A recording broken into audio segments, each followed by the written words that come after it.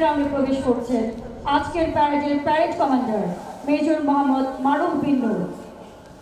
Major Mohammad মারুফ বিন নূর 2011 সালের 21 December Bangladesh সেনাবাহিনীতে 65তম BMA দীর্ঘমেয়াদী কোর্সে কমিশন প্রাপ্ত হয়ে 9 ফিল্ড রেজিমেন্ট আর্টিলারিতে যোগদান করেন।